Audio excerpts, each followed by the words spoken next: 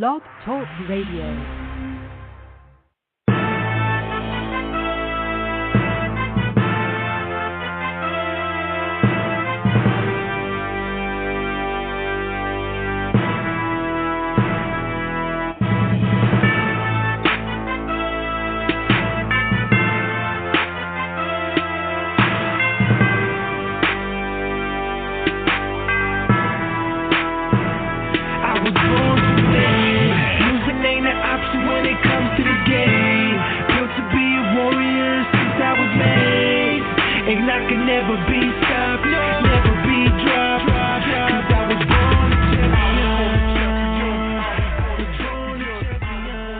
Welcome back to Real Combat Media Boxing Radio. This is episode 38. I'm your host, Christy Rosario, here in Los Angeles, California. My co-host, as always, is Richard Solomon, the boxing prophet, all the way in New York City. How are you today, Prophet? I'm good, and all I have to say is it's snowing in New York. Need I say any more? It's snowing in New York. Well, that sounds really nice. It's pretty sunny and cool here in Los Angeles, California. We don't get the snow, unfortunately, where I live. But it's going to be a good show. We have a lot to talk about, Prophet, so get ready. And also, I believe we have on the line, Mike, are you there? We have our I'm here. Panel host today. Hi, Mike. So is it Mike Cassell? It's Mike Cassell, and it's snowing in Philadelphia, too. Okay, very cool. So we have Mike Cassell, and he's here as our panel host today. We're going to have a very exciting show. Thank you for joining us, Mike. Well, I appreciate the offer. Thanks, guys. Okay, excellent. Well, we'll be back with both of you. Live callers, you can call at 347-324-5998. Again, live callers, 347-324-5998. You can Twitter us at Real Combat Media, or my Twitter is at BoxingGirl, BXINGIRL, and I am just getting the hang of this Twitter thing, or the Boxing Prophet at Boxing Prophet 68. You can find us on Facebook at Real Combat Media in the search bar. Our topics for this episode will be the recaps of last weekend's historic Showtime and HBO cards, and we will preview this week's Broner versus Maidana card. Later in the show, we will be talking to current boxing trainer and former professional fighter, John Bray. He's also the fight trainer for Casey Affleck in the new movie Out of the Furnace, and we will definitely talk about that movie. I happen to love the movie. It was great. Now, okay, coming up right now, I mean, it's fantastic. He won superbly, outstanding. I can't even say any more adjectives, but he upset Devin Alexander this past weekend, and he is boxing's new IBF welterweight champion, the undefeated Showtime Shawn Porter. How are you, Shawn? I love those adjectives. Thank you very much. Yeah, it's 3 or 4 days later, it's finally starting to sink in that I am a official world champion. And in the history books, it's great. Thanks for having me on.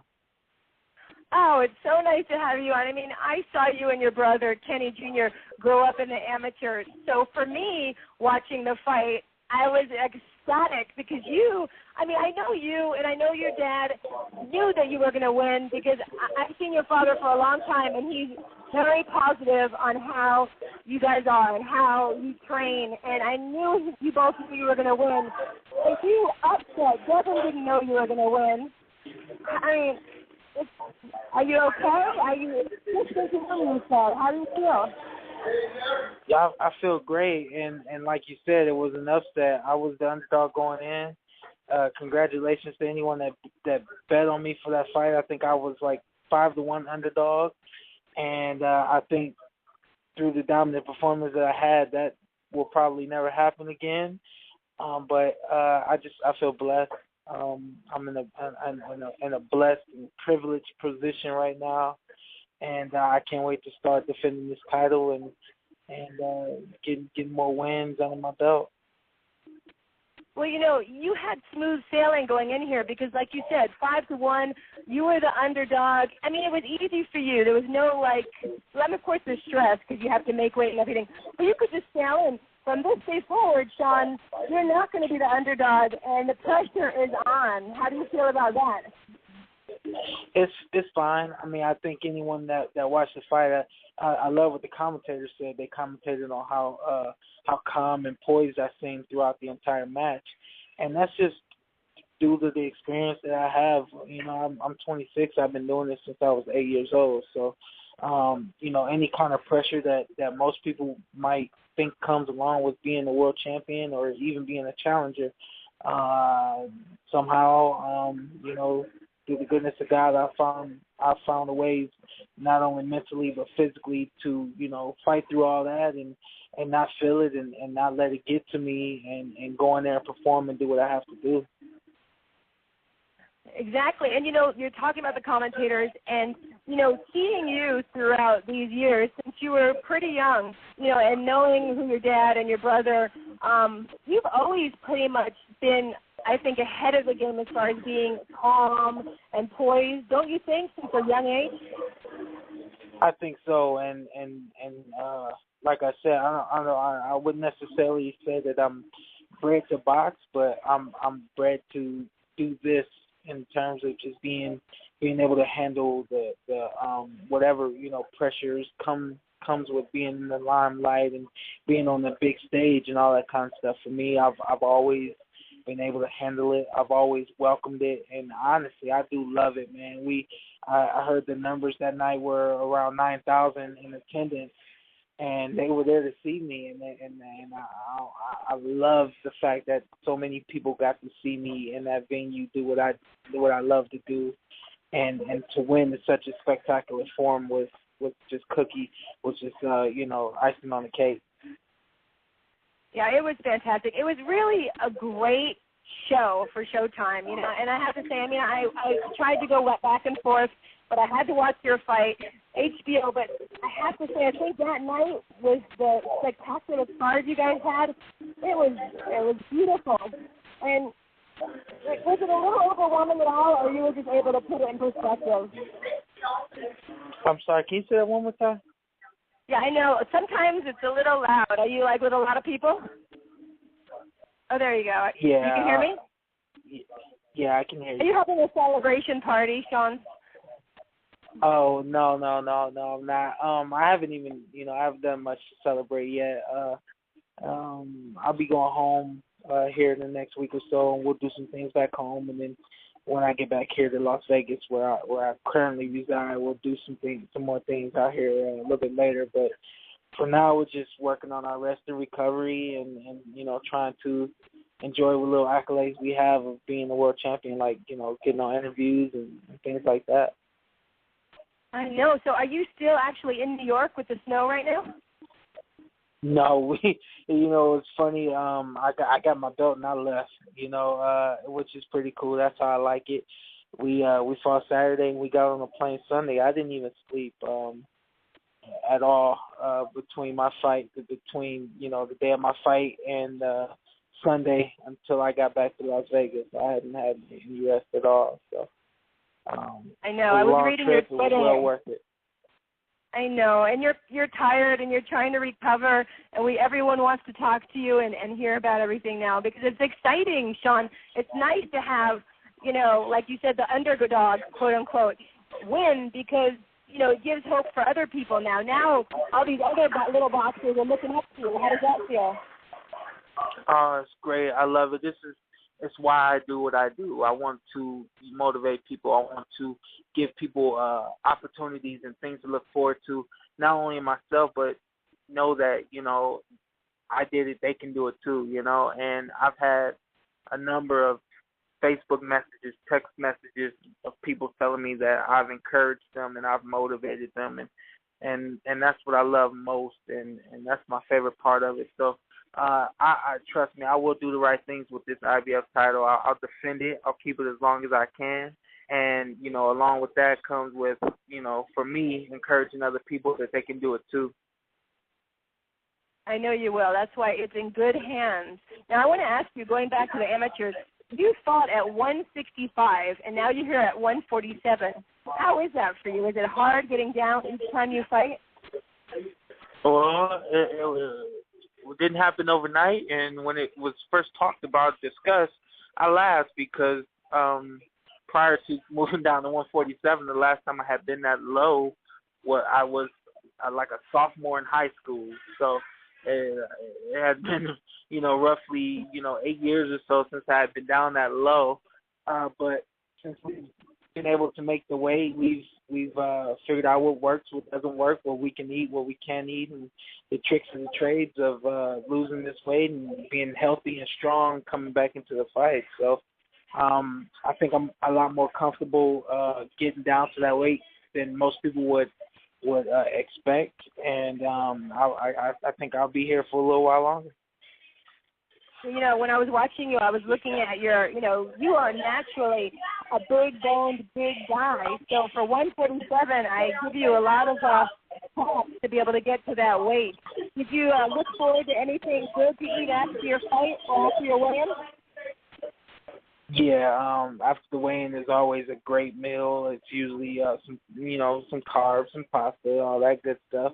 And I think more than anything after the weigh-in, I was looking to drink some water. But since then, I've been fortunate enough to get what I love the most, which is chocolate chip cookies. And I'll gain a little bit of weight since then. But a few more days of this recovery, and then we'll right back at it, get the weight back down, and get ready for the next one. Oh, I love chocolate chip cookies. But, yeah, that was the hardest thing for me, too, when I boxed, was making the weight. I would dream about food.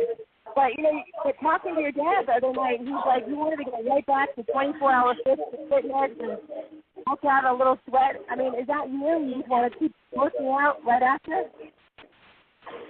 Yeah. yeah. You are the motivator. Well, I want to ask you, because I was looking at your record here, and, man, it's fantastic. 23 wins, 14 KOs.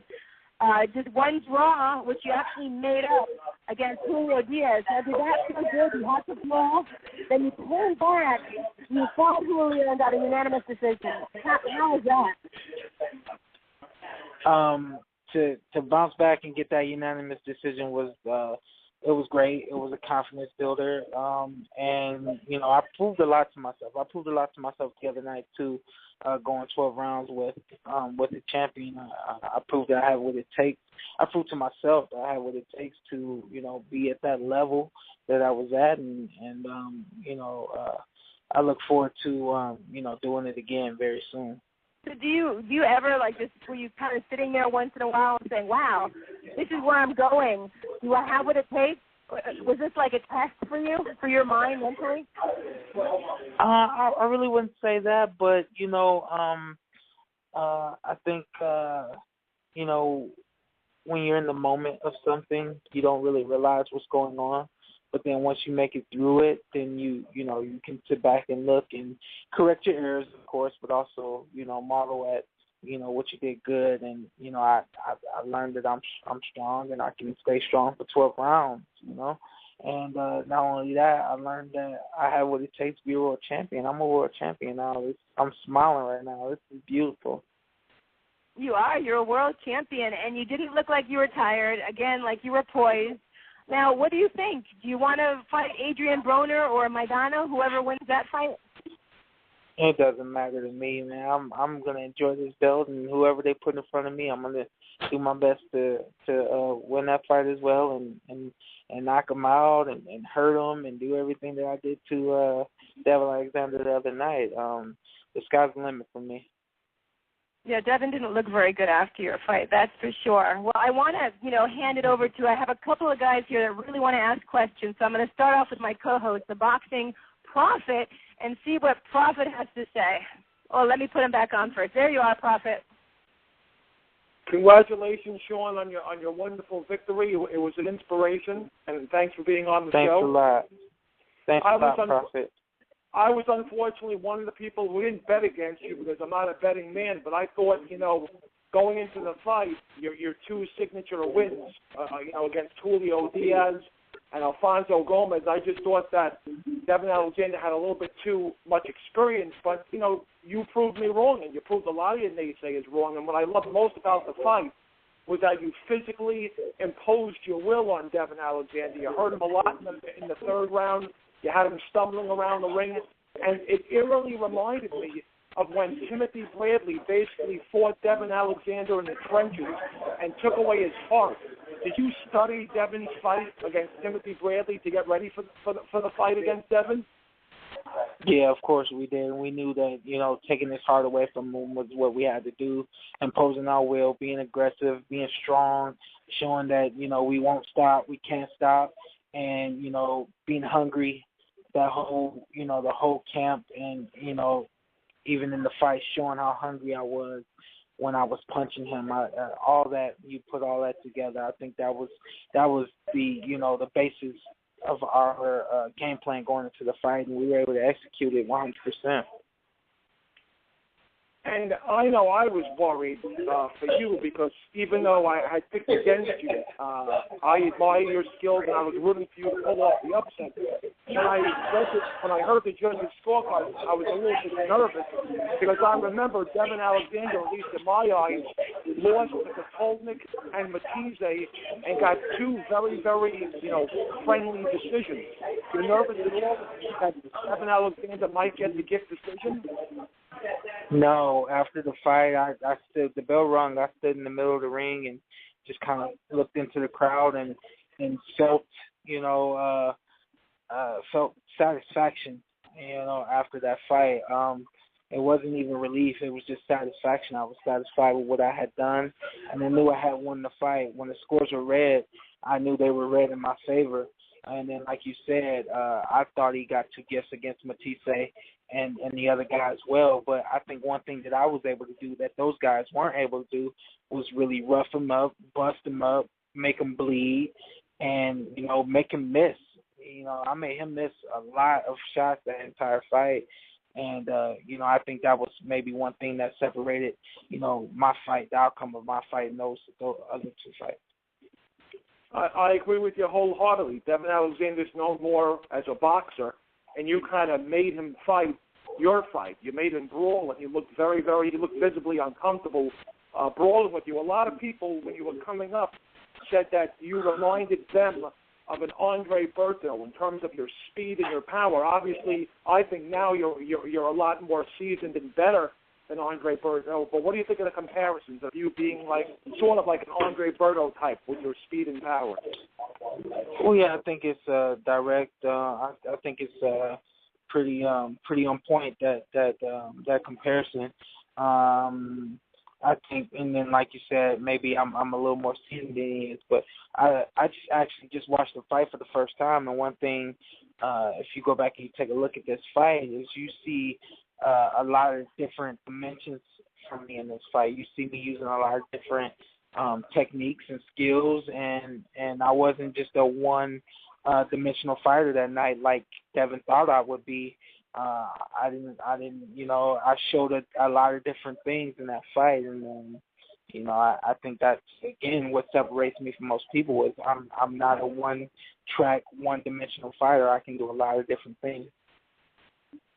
Absolutely. You're very versatile, and sky's the limit for you, with Paulie Malignaggi's victory and the winner, obviously, of Broner Madonna. But also, it's no big secret that when Pacquiao was getting ready to fight Miguel Cotto, you were Manny's chief sparring partner for that fight.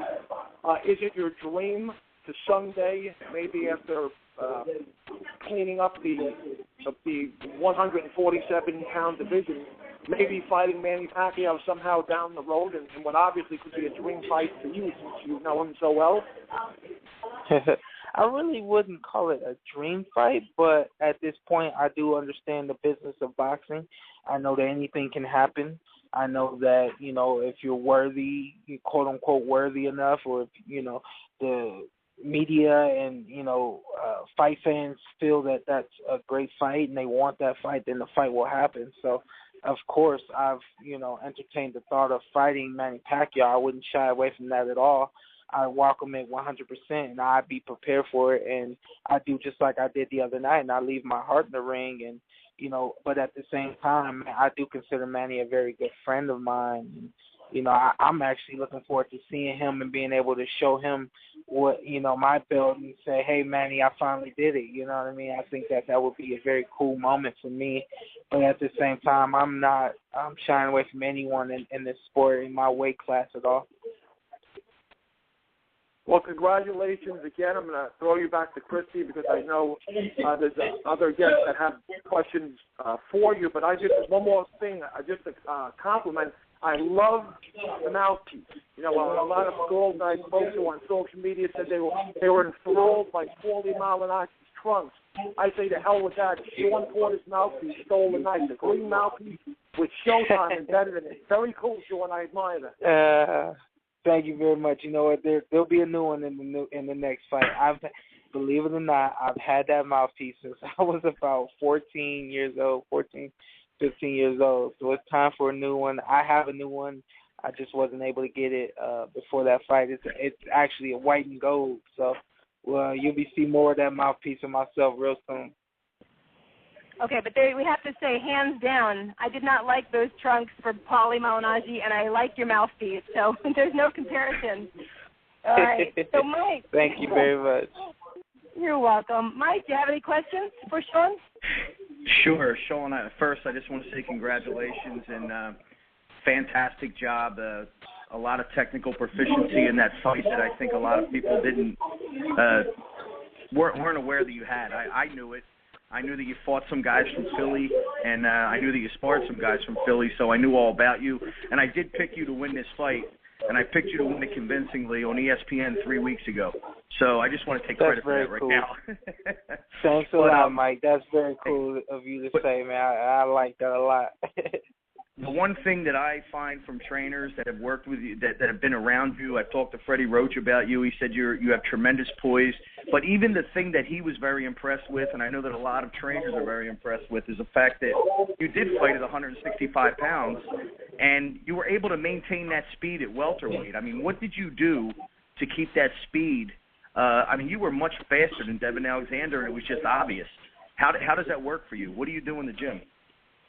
I don't know, man. It's a God-given gift, man, to be able to come down to 165 pounds and still maintain that strength.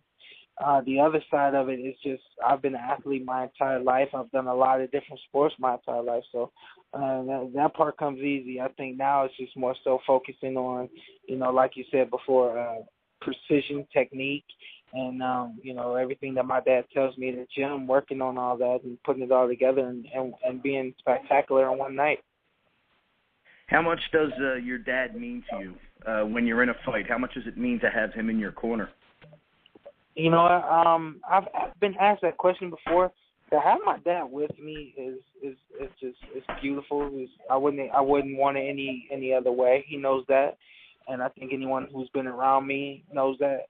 But when we're in the corner and we're doing our thing in actual fights, I don't really look at him, as if he's my father. I look at him as if he's someone giving me instructions and wisdom and a plan and things to do, and I have to do that. I don't really, in that sense, look at him as if he's my father and I have to please my father, do what my father says, or anything like that. We come to the ring to handle business, and before and after the fight, it's love, but during the fight, it's all about the business. How much did Manny Pacquiao, sparring with Manny Pacquiao, get you ready for Devin Alexander? Obviously a southpaw. Manny has a different style, but seeing those punches, come on, man. I mean, being with Manny Pacquiao, he's the best southpaw in the world. How much did that work for you? Yeah, I can't say that it got me ready for Devin because I haven't even been in the ring with Manny in 2 or 3 years now, but definitely the experiences that I had. Okay, definitely the experiences that I had, along the way in my career with Manny has, helped a lot of things I didn't forget, a lot of different techniques that I worked on with Freddie as well. All that stuff came to in the fight. I'm sorry that I have to rush off this phone, but I do have another interview that I have to get onto right now, so maybe another question or two, and then I got to go, guys. No, this is fine. That's fine. This has been really, really nice. Oh, no, you don't have to apologize. I think we've said everything we need to say, and we've heard you, and we appreciate that you took the time. I know you're exhausted, and I want you to get rest and then celebrate, Shawn. Can okay? You hear it? I kind of am. Yeah. Hey, Christy, it's been a while. It's very good talking to you as well.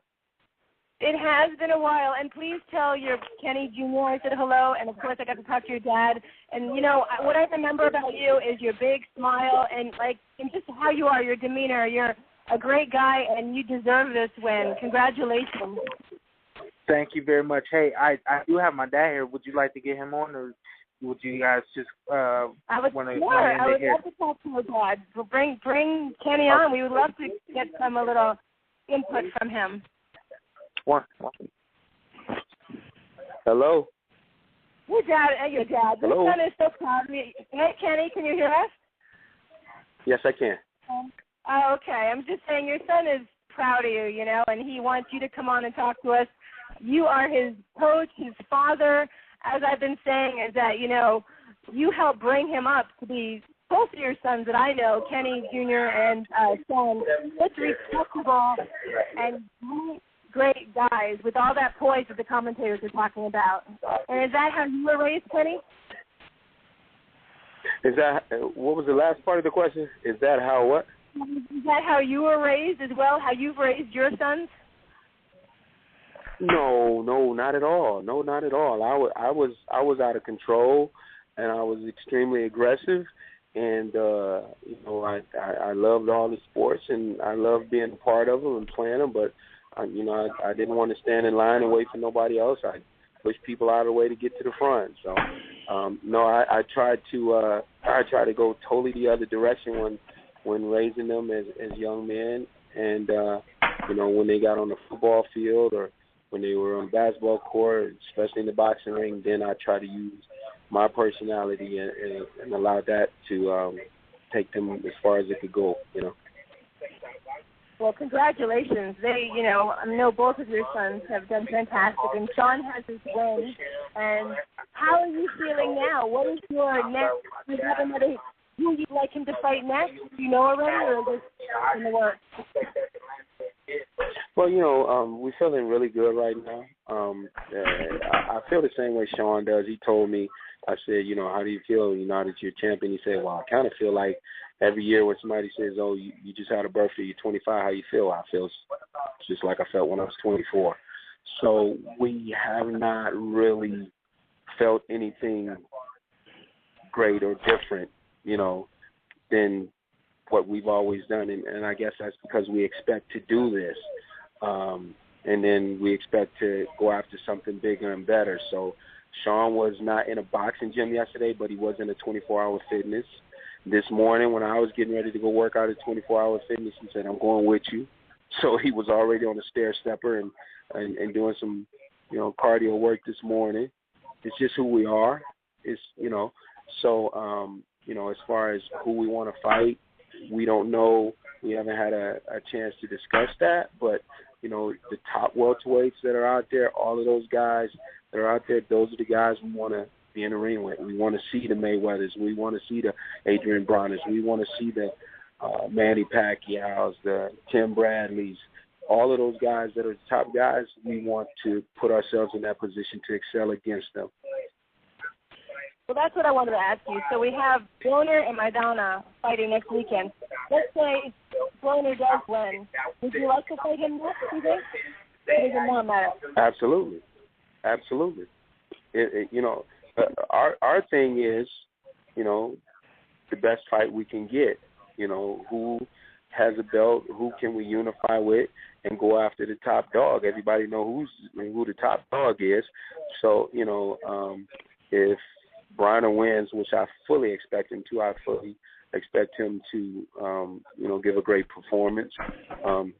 You know, we hope to be able to be in that position and sit down at the table with it, you know, and which shouldn't be too hard since we deal with the same circle. If it happens, it goes the other direction, you know, then we definitely looking to go after him so that we can get to, you know, the pinnacle, which in our sport is Mr. Mayweather. So that is the pinnacle. So Pacquiao is before Mayweather. Mayweather is the ultimate for Shawn, huh? I mean, you know, at this point he is because, you know, he is. You know, I thought a couple years ago that Manny Pacquiao was the top guy in the world, and him and Mayweather should have had that fight, and we should know who really is the top guy. It never happened. So, you know, the guy that's on top right now is Mayweather, and he's not just on top of our weight class. He's pound for pound the best boxer in the world. I agree. I would have liked to have seen that fight. But, you know, let me ask you, what does Maidana have to do to beat Broner next weekend? The things he has to do that I don't believe he can do are the same things he needed to do against Devin Alexander. They're the same things that the other Argentinian guy, his name is escaping me right now, the one that just fought Danny Garcia. Oh, Matisse, Lucas Matisse. Yeah, Matisse. Are the same things that he has to do that neither one of them could do against Devin Alexander. You know, they could not keep up with his feet. Their hands and feet don't,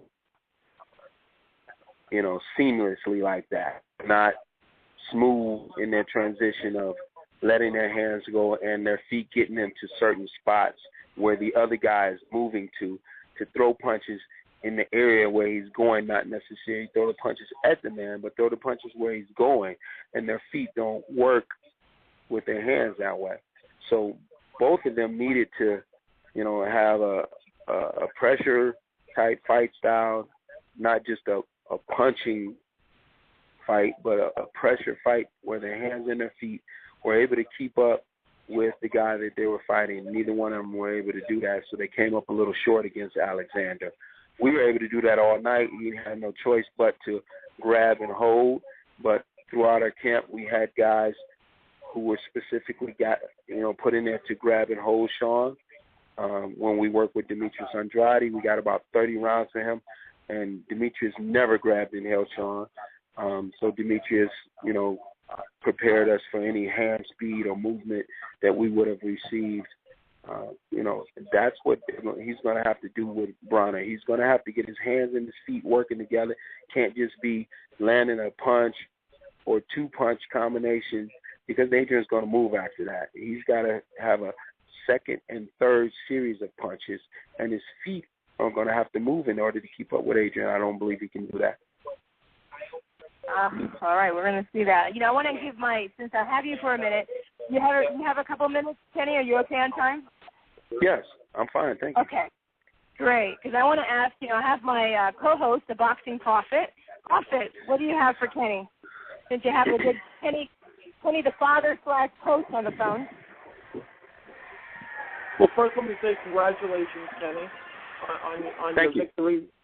And my question to you is, you know, I asked Shawn, and he said that, you know, he wasn't very nervous. Were you nervous at all when the scorecards were read? Because it was a weird fight. Because I found myself fascinated with the scorecards because I thought your son, you know, basically imposed his will and kicked the crap out of Devin Alexander. Yet when I looked down at my scorecards, I still had it 7 rounds to 5 for, you know, your son Shawn, which is a round away from being a draw. So were you kind of surprised that the judges were as generous, giving Shawn a relatively comfortable unanimous decision victory? No, I didn't think it was generous at all. I thought that the judging was, you know, 2 of the scores I thought were definitely right around where they were. You know, as we've gone back and looked at the fight now, you know, we see it about a 10-2 fight.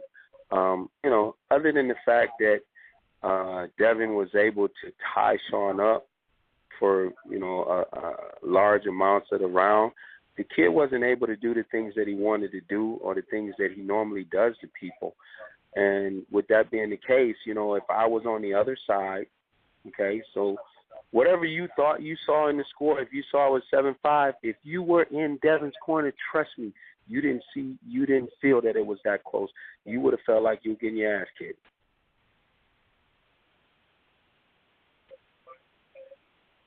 Prophet, did you get your answer? Was that the uncomfortable silence? Well, Prophet, we have to say Prophet went for Devin Alexander, so of course he's feeling uncomfortable right now. So now he knows that Shawn... okay. Well, I didn't know that, but listen, let me say this. I didn't know that, but did you guys notice that there were no words from Kevin, Devin's trainer? There were no words from him throughout the week. There were no words for him really coming from that corner, making any noise to say what they needed. They were defeated. They were defeated. They were defeated, and they knew they were defeated. And they knew they were defeated during the fight. They knew they were defeated throughout the week. As I saw them every day, they knew they were defeated. So, no, there was no nervousness on my part at all. And whatever, and I've always felt this way, even in the amateurs, whatever happens with a judging of a fight, people who don't know boxing say, well, if you knock them out, you don't have to worry about the judging. Listen, man, these guys are that good. Not everybody's going to get knocked out. It just ain't happening. We don't have any control over that. We just got to go in there and give it everything we got. So if my fighter gives it everything he's got, does everything I ask him to do, and it doesn't go his way, I'm okay with that. I can live with that. I can live with that if he's done everything that he's supposed to do in preparation for the fight and tries to do everything that I'm asking him to do. I know what effort looks like during the fight. If he tries to give me that, I'm okay with it. If the decision doesn't go our way, I can live with it. And I teach them that. But, I definitely felt like we were in control the entire fight. There were some points where Devin was able to do some things and bring some things to the table, but, hey, he was falling right into our hands with him trying to fight us. That's exactly what we wanted. Yep, that's the way it was. I mean, I know Shawn from the amateurs, so I knew what he was capable of. I've seen him for many years. So for me, it wasn't a surprise, and I'm not the prophet. I can't prophesy, but I knew he had. I knew he had just as much of a chance as Devin Alexander. Hey, Mike, you want to ask a question for Kenny, for Coach Porter? Yeah, I do. Yes, I do. First of all, Kenny, I just want to tell you that I know about you as a trainer. You're one of the best trainers in the country, and a lot of people don't know it. And I knew that the confidence of Shawn going into this fight, I think it has a lot to do with you and your demeanor. You're a very poised guy. Is that a question or that's a compliment? No, that's a compliment, and the question's coming. Okay. Well, thank you very much, and I resemble that remark. Yes, you do. I'm a professional trainer, and I've heard you speak many times, and I've heard you say a lot of things that very smart things. So I know you know what you're talking about. When you looked at Devin Alexander in this fight, and you saw that he's a very good boxer, was there a lot that you had to change with Shawn's style going into this fight? Because the Prophet, there's a lot of guys on the Prophet side that thought that Devin was going to win. I picked Shawn to win this fight because, I knew that he has a great trainer in you, but I also knew that he has the ability to be he can change in a fight. He doesn't fight one style. He can fight in a different style. What did you guys see in Devin Alexander that you knew that you could do to him? Well, let me say this, and I appreciate the compliment, and I believe I do resemble that remark. I do believe that my sons take on my personality when they were in the ring. I don't train everyone the same. I train everyone totally differently. So there's no one that I've ever trained that I trained the way I trained Shawn. My other son fought a total different fight style. A lot of people don't know that I had Raynell Williams in the amateurs. He won his first U.S. championship with me. He won the Olympic trials with me. He fights a totally different style. They don't know that Michael Hunter, the heavyweight on the 2008 and 2012 Olympic team, won his first national with me and the Olympic trials with me training him. They all fight differently. with that being said, I believe to have fight-specific game plans for whoever it is that you're going in the ring with. So by me, for so many years, knowing Shawn and having so much time with Shawn, if you give me 4 to 6 weeks, I'm going to be able to come up with a game plan. I'm going to be able to look at him and look at the guy that we're fighting and come up with something that we're going to be able to use in that fight to exploit whatever it is, weakness that guy might have. Now, if we look all across the board with Devin, the thing that I saw him doing that he was, able to do what most people is, he was able to be fast and he was able to be comfortable. Well, we want to take his speed away from him and we want to make him uncomfortable. Well, how do you do that with this guy? With this guy, the way to do it is to get to his body and also to disrupt his hand speed with feints, head movement, and different types of movements. So that's what I saw. Kenny, one thing that I wanted to ask you is about how you prepare. Do you watch a lot of tape? Did you watch a lot of tape of Devin Alexander? Does you and your son sit in a room and watch a lot of tape and study him in that way? Shawn doesn't like to watch a lot of tape. I do watch a lot of tape. And, when Shawn turned professional, I told him, I said, and first of all, let me put this out here. A lot of people don't know this. You ask Shawn next time you interview him. He talked me into allowing him to become a professional boxer. I did not want Shawn to become a professional boxer. I wanted Shawn to go to college and play football. And he was a great high school football player. Old Spice Red Zone Player of the Year, USA Today Player of the Week. I love watching this kid run the ball and tackle people.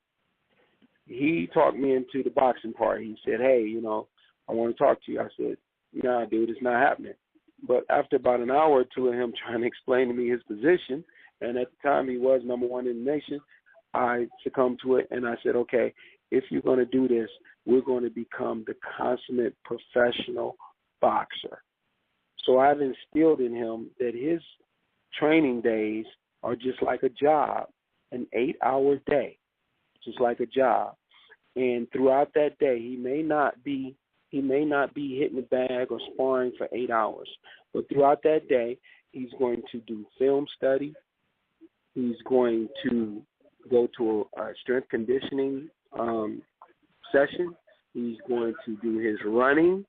He's going to get his nutrition. He's going to hydrate, and he's going to rest. And all of those things have to be balanced, and they're all important. So throughout an 8-hour day, he will do all of these things all day. And his mind has to be totally focused on all of these things. And the rest, the rest that he has to have to be able to do this the next day is just as important as how hard he works. So, those things are very important.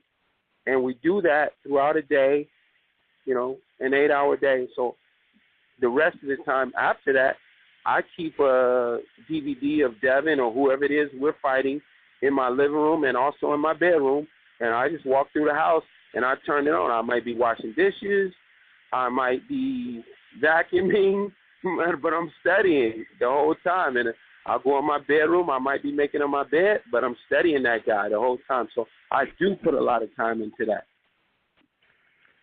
Well, Kenny, I have to tell you, just an impressive victory, incredible technical proficiency, the total dismantling of a really great boxer in Devin Alexander. Congratulations, and I know that you guys are going to have continued success. You got a great team there, and just want to wish you guys the best. Well, thank you very much. And who just said that? Because that was some deep stuff. I'm sorry. Right there. Yeah, that was Mike Cassell. I'm from Philadelphia. Yeah. Mike, what's your last name? Cassell, Cassell. I'm from Philadelphia. Oh man, that's hot, man. I really appreciate that. I really appreciate that what you just said. Let me say this. I don't know what the future holds. I'm the hardest guy there is as far as most critical guy. So nobody else can be more critical and hard pushing a kid than me. And people say all the time that a father can't train his son, but the truth of the matter is, where boxing is concerned, the closest we want to be with a kid is to be like his father. That's how close we want to be with him. Unfortunately, not all of our children are able to succeed in this. And it has so many different levels and different things going on. It may not be because of a father and son relationship.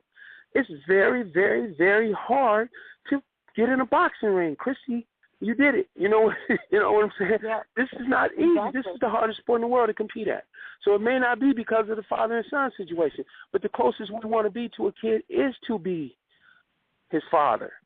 And it just so happens I'm blessed to have my son who was able to pull it off, And, this happens every day when people say that the father and son can't do it. But Kenny Porter and Shawn Porter just did it. Demetrius Andrade and Paul Andrade just did it. Demetrius came to make sure we could do it. And I really appreciate that. I really do. Those guys were great. He's a really good guy, Demetrius Andrade. I know him from the amateurs, and we interviewed him, and he just seems like he's got a really good heart. He's another one that I really like to see succeed. Yeah.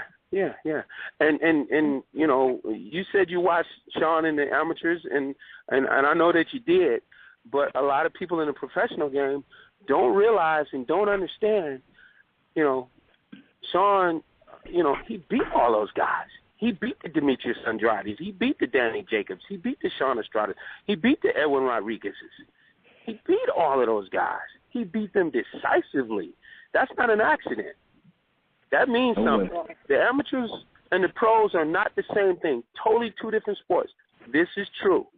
But it does give you an indication of some of the things you're going to see when you go up against that kind of competition.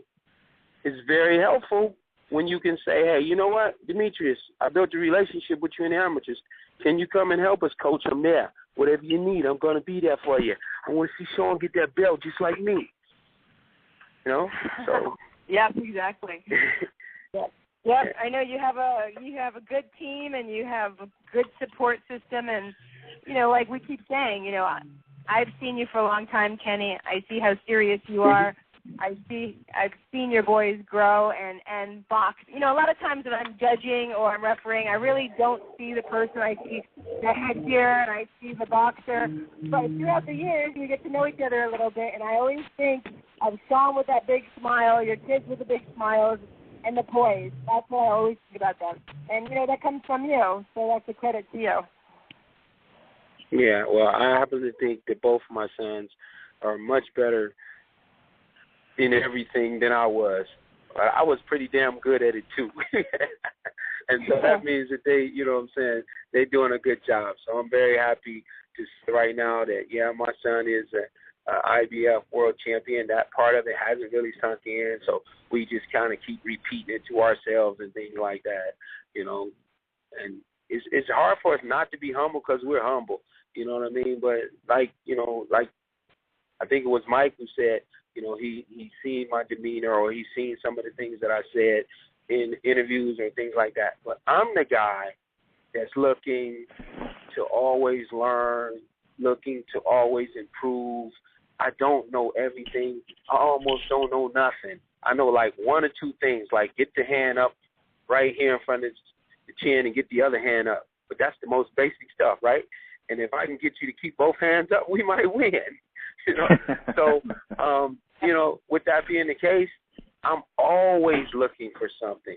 I was in New York, and we're watching some amateur guys in the ring, and I go over to one of the coaches and said, hey, real quietly, hey, can we get Shawn up in here? He said, yeah, we'll get them guys out of your way. And they moved them out of our way, and we got up there and we did what we had to do. When we were done, we went up to the side, and I said, okay, what do you want to do next? He said, well, my legs are a little tight, but I think I want to stretch and just jump some rope. I said, okay, you do that. I go back over to the ring. I watch the amateur coach and his fighter, and then the light comes on because he's in there practicing this kid. He's practicing with this kid with the jab. He's practicing with the kid with the jab. And I said, thanks, coach. He said, for what? I said, we're using the jab in this fight. Watch, the jab's going to work in this fight. Didn't the jab work in the fight? Oh, yeah, it worked. You guys saw the jab. You guys saw the jab working the fight. I learned something from an amateur coach. I went back to the basic that he was working with, even though we're fighting in southpaw. I went back to the basic. And matter of fact, I'm going to call that coach. I'm going to call that guy and thank him.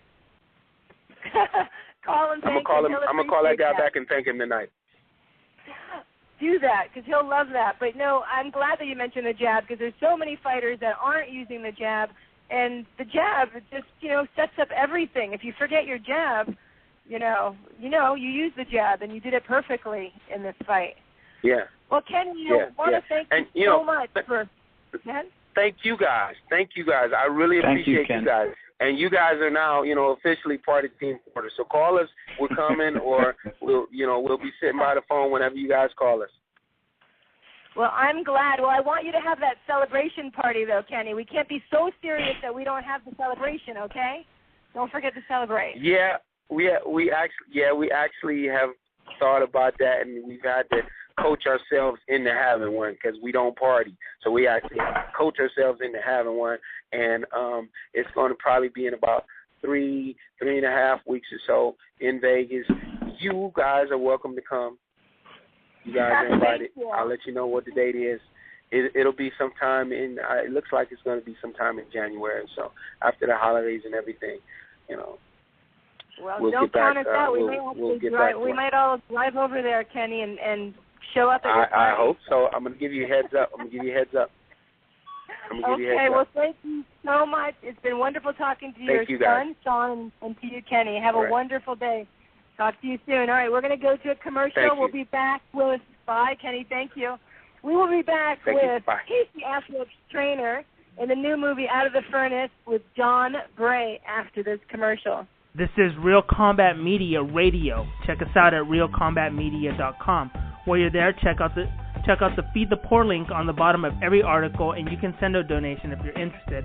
That is, once again, on the bottom of every article as well as on the top of the website. If you are an MMA, boxing, or fitness business and interested in sponsoring our website or radio podcast, send us an email. Advertising at realcombatmedia.com. Once again, that is advertising at realcombatmedia.com.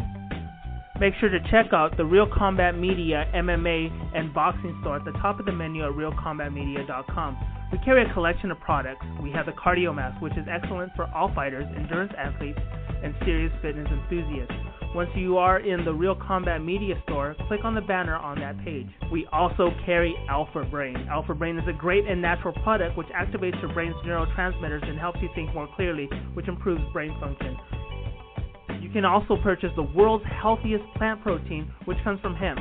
There are many other products online on the online store, and click on the On It banner at the Real Combat Media store, and you can purchase Alpha Brain and other health products. Use the discount code Real Combat Media, and you will receive 10% off at the checkout store on the On It. That is ONNIT on the banner at Real Combat Media store. Buckle up. Here we go. Let's get this show started. Welcome back to Real Combat Media Boxing Radio. This is episode 38. I'm your host, Christy Rosario, here in Los Angeles, with my co-host, Mr. Richard Solomon, the boxing prophet in New York City. And we are joined with our panel host, and he is Mike Cassell from Philadelphia. You live callers, 347-324-5998, 347-324-5998. You can Twitter us at Real Combat Media, or my Twitter is at BoxingGirl, BXINGIRL, and at Boxing Prophet. You can find us on Facebook. Just go to the search bar, put Real Combat Media, and you will find us. We've had outstanding show so far. Love talking to Shawn Porter and his dad, Coach Kenny Porter. And coming up right now, in just a second, he was an outstanding amateur fighter, wonderful professional, and now he's a fight trainer with his brother Ben Bray in the movie Out of the Furnace. And this is John Bray. Hey, John, how are you? Good. How you guys doing? Good. How are you? You sound like you're kind of like mellow right now. You just hanging out? I'm just hanging out at the house. That's about it. Okay, all right. Well, you heard a little bit of our interview with Coach Porter. What'd you think? Yeah. Porter? You know what? I don't remember him, but I was talking to a friend, and they were like, "Oh yeah, he used to always fight in the Ohio State Fair tournaments and everything else." I don't know. I don't think Kenny ever turned pro though. I'm not sure, but I guess he's a pretty good amateur. Yes, and you're right. He's from, I believe they're from Akron, Ohio area. Akron, I think Akron. So, yeah, you are correct. Now we're over here to you, who was an outstanding amateur and then turned professional. I actually have your record here as a professional. You had 15 wins, 5 KOs, and you only lost 3 with 2 draws. And did you enjoy being professional, or did you prefer amateur? You know what? Honestly, my goal always was to be an Olympian. Yeah. At 17 years old, I made it all the way to the finals of the Western Olympic Trials, losing to Tommy Morrison, split decision.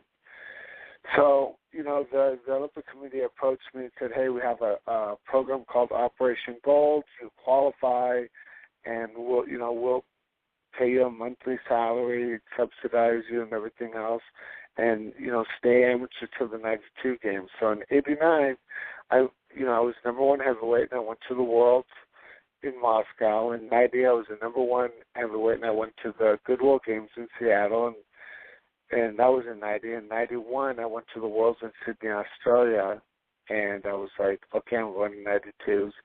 And some things happened, and I wasn't a good guy, and I didn't represent my sport or my country the way that I should have. And, I was kicked off the U.S. team, and I had to work my way back and build a count. Yeah. I can't even picture that, because knowing you today, what a great, upstanding guy you are, but you were just kind of like a kid, huh? Yeah, and just youth wasted on the young, right? Just wild kid, and I wasn't a good picture role model of a U.S. Olympian. And you know what? But John, wait a second. You got to tell us first. What did you do to get kicked off? I have to hear this. Just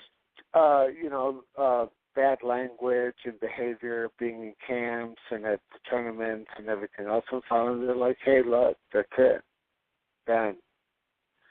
I was, imagine 3.5 years undefeated in the U.S. Went to every major world tournament every year in between '88 and '92. So, this wasn't good.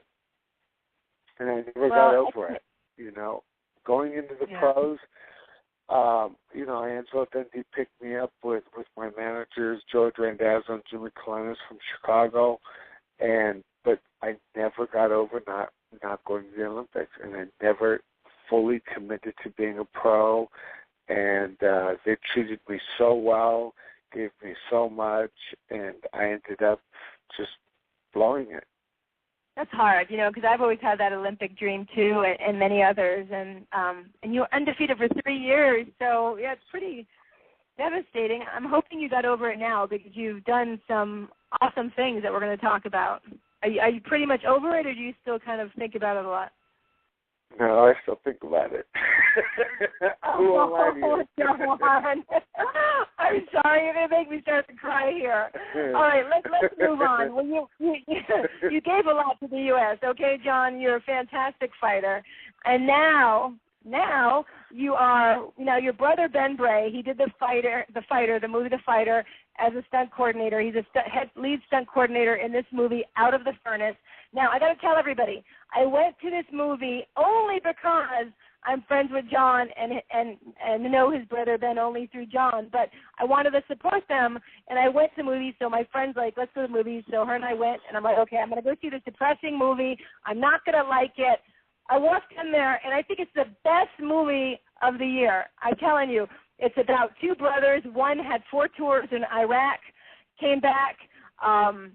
His other brother works in the mill. Christian Bale plays the one brother who works in the mill. He's the older brother. Then you have Casey Affleck, who John is helped him with his fighting, was his fight trainer. The movie's fantastic. You have Woody Harrelson, Sam Shepard. The cast is outstanding. The settings, the music, the fight coordinating. And then you have Casey Affleck. He can't get a job like so many other vets, which is in real life, which is really sad. He did 4 tours, comes back, so he starts doing bare-knuckle fighting.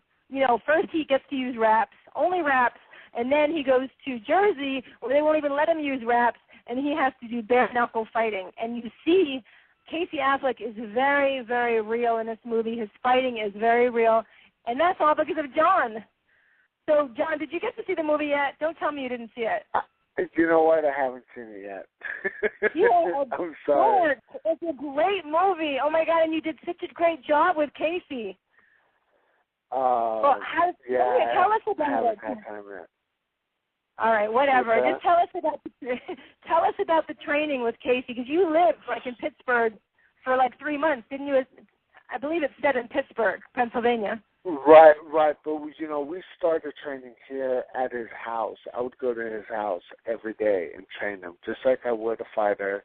And, the great thing about a guy like Casey is he's kind of like a perfectionist. He wants to get it right. And going into doing the whole boxing teaching, he's like, hey, man, I really don't know anything. I've never really been in a street fight, and you're going to have to show me everything.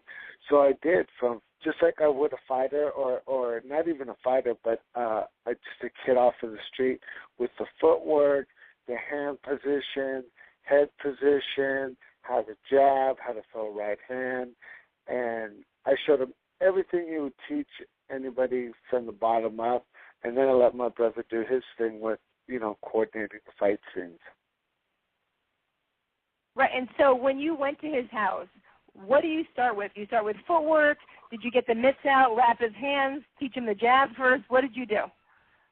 Oh, yeah, your footwork. I believe that your feet are everything. How you move, your balance, it's everything. So we did a lot of footwork drills, hand and head position drills. And like I said, the guy was a sponge. He really wanted to learn, and he did exactly what I told him. And I would tell him, slow. Everything's got to be done slow in the beginning, so you understand what you're doing, how you're doing it, and why you're doing it. And I go, it'll make sense to you then. Right. And then you worked with him consistently. So you were in L.A. for how long before you guys went to Pittsburgh working with Casey? Oh, wow. I can't remember. It had been a couple of months. And then we did a couple more months in Pittsburgh. So Casey really got submerged in boxing for about 4 months as almost like a real fighter, yeah. Even though it was bare knuckle fighting. I mean, he did some good fighting, and unfortunately in this movie, he keeps getting hired to be the throw guy, to throw the fight, but he never wants to because he's a real fighter. Right. So, tell us more. I'm so intrigued. So you trained him once you were in Pittsburgh. Now, did he do all his stunts, or did he have stand-ins? You know what? He did the majority of everything. I was there, and I got to be on set, and I got to watch everything. It was pretty amazing. I've never done that. I've never been on a movie set, and there's a lot that goes into it. And he did have a stunt guy there, but I can't remember too many times that guy stepping in. I mean, Casey was doing everything. That's impressive, and it's certainly realistic. And watching the movie and seeing Casey and myself knowing about boxing, it's really, you're a bare knuckle. It's an underground situation, so it's not quite the same as boxing in the ring. But he did a fantastic job, and you did a fantastic job. But I want to ask you, we want to move on a little bit because I love the movie, and you have to see the movie now. Everyone has to see it, Out of the Furnace. But now you're also you were training with All-American Heavyweights when Michael King had it. if anyone doesn't know the program, they found a bunch of graduated college and basketball players, that were, high up in the ranks of the college basketball and football. I hope I'm saying that right. Am I, John? When I'm trying to explain how they were trying to get these heavyweight guys to become Olympians. Well, they had one guy named Dominic Brazil, and he ended up being an Olympian through the program. But John was training him in this program and then left the program, and now Dominic went to the Olympics. He's an Olympian, and now he's a professional fighter. He's won 8 fights with 8 knockouts. My gosh, John. His last fight was on November 26th against Keith Barr. So it sounds like it's going great with Dominic. Yeah, he's a work in progress, but he's on the right track. He signed with Al Heyman, so he's got the right people behind him. There's a big difference between fighting as an amateur, fighting as a pro, fighting as a lightweight versus fighting as a middleweight versus fighting as a heavyweight. And the majority of my experience was as a heavyweight. And I think Dominic was really surprised of all the different training that we started once he hired me as his trainer as a professional. And, the objectives of professional boxing and amateur boxing are completely different. The equipment's totally different. And you need to train according to that. In the amateur, some guys, they don't mind getting hit. Well, in the pros, you can't have that attitude because you're going to end up, looking up at the stars either that night or later in life. And it only takes one punch with those 10-ounce gloves and no headgear, and you're a big heavyweight. And remember, a professional glove is designed different than an amateur glove. Different material, total design, different weight, longer wrists, everything. Longer wrists on the pro, so there's more padding back there than in the front of the glove. It was once told to me by a commissioner, because an amateur glove is meant to protect is designed and meant to protect the blow to the head. So the professional glove is meant to protect your hand. That's it. Wow, that's gives you an idea. Yeah, it does. Very scary. That's very scary. Well, John, what do you think? So, since you were a heavyweight, Dominic's a heavyweight, do you think it's easier because you can relate more being a heavyweight, or do you think you could just train someone that's safe? Absolutely. Okay. No way. I don't care what anybody wants. Remember this. I fought from 98 pounds, won my first national title at 156 pounds, second at 178, 5 at 201, turned pro, worked as a sparring partner for Evander Holyfield, Lennox Lewis, and Mike Tyson, amongst many, many other heavyweights that were out there at that time. It's totally different. There's no comparison. That's true. I cannot relate to being a heavyweight, that's for sure. Well, I want to ask my co-host, the Boxing Prophet, if he has any questions for John. Sure, John. First, congratulations on all your success. Thank you. I appreciate that. Now, going back to your amateur days for a minute, in '92, you had mentioned that you were in the Olympic trials, the Western regions, and I believe you made it to the finals, if my memory serves me correctly. And there were rumors circulating that you complained that maybe there was some racism in the USA amateur boxing program. Right, exactly. Can you just, tell us why you told me? Let's rehash it. You know what happened is this. It really, I was an arrogant, cocky kid. I thought I was it. I was a good-looking guy. I was a national champ. I hadn't lost in a while, and a lot of things were going my way. And, you always have people around you that are envious and spiteful and the whole thing. And there was that on the team. The crazy part about it was it wasn't my teammates. It was coaches. And, you know, me and the coach ended up having it out verbally, and things were said that shouldn't have been said, and, you know, I had to be disciplined. And as I look back now as a trainer, and I've had amateur kids and have worked amateur programs, I have a nonprofit and everything else, you cannot allow young kids to act and behave the way that I did. Totally understand it. Now, back then I did. And the crazy thing is Pat Nappi kept telling me, John, shut your mouth. John, shut your mouth. Bite your tongue. And I don't want to listen. Oh, wow. So, it's on you. No, but he was also asking about, you were asking about racism, weren't you? That John was saying that he thought maybe some of the people at USA Boxing were racist? Yes. Well, it wasn't USA Boxing. It was APF back then. Oh, that's true. That's true. Yeah. Christy, I'm an old guy. When I started, it was the AAU. Then it became the APF. Then it became the USA Boxing. Wow, but, John, you look so good. Anyways, no, the coach said something to me in the effect of calling me a white boy. My name is John Fitzgerald Bray. Well, my mother's Mexican, dad's Irish. You don't look like a white boy to me. That's funny. Yeah. So, you know, he started with something like that, and I took offense to it, and you know, I came back with racial slurs myself, which was stupid, you know.